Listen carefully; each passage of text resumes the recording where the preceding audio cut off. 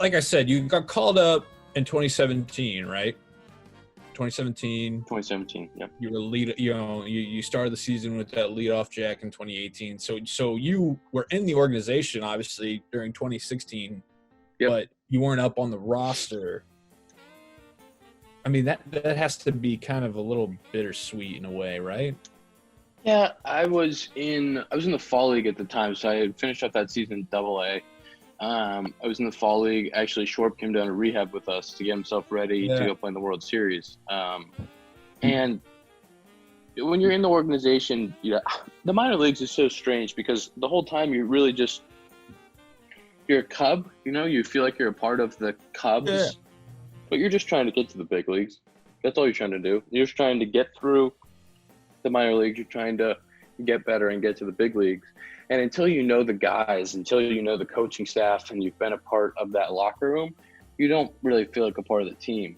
And I didn't know anyone at that point. I hadn't even been to a big league spring training.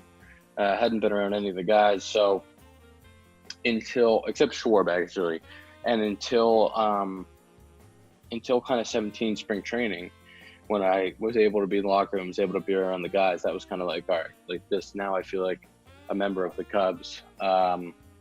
And, watching the World Series, it was awesome. It was awesome for the franchise. It was awesome to be around, especially the coaching staff in the minor leagues that had kind of helped build some of those young players, and then see how invested they were and how meaningful it was. Because we were in the fall league, we were working out in Mesa at the Cubs facility.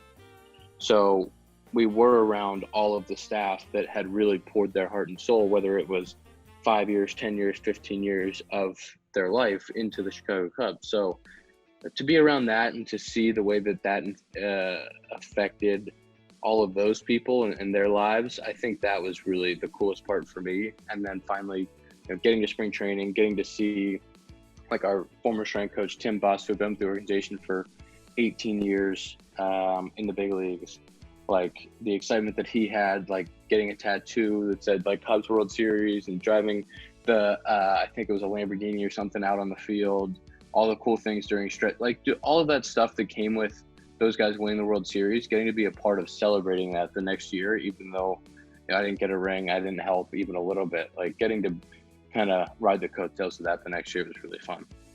Well, it just makes you more hungry for your own then, right? I mean, exactly. I mean, and when you hear those guys that you've played with, like talk about the parade in Chicago, and that was one of the top 10 gatherings in human history, like to hear about that, like the parade and the stories of just the different, because you have so many Cubs fans that like actors and songwriters and singers and people that just grew up diehard Cub fans, that you're like, how is that guy a Cub fan? Like to hear the stories of hanging out with those guys and what it meant to those people. And they, just all the cool things that come along with not only being a Chicago Cub, but winning as a Chicago Cub. Those just make you more hungry to do it for yourself. And that does have to be kind of weird to think about, like, I mean, the name Bryant and Rizzo and Zobrist and, even Almora, everybody took place in that top of that 10th, like that, like 100 years from now. People are going to be talking about that Bryant to Rizzo play. When you think back to like 100 years from now, prior to this, and those Babe Ruth days, and then 100 years from now, your teammates and hopefully you soon is going to be in history. That's wild. Yeah, I think when you look back at that, there was so much that went into that playoff run, and like so many moments. And the Cubs came back from 3-1, so games 5, 6, like what happened in those games isn't talked about as much.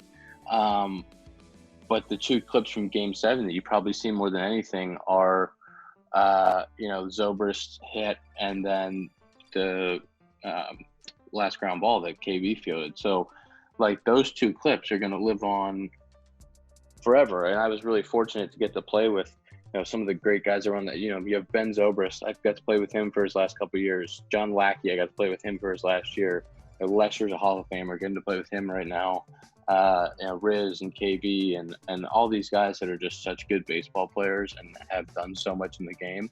And it's crazy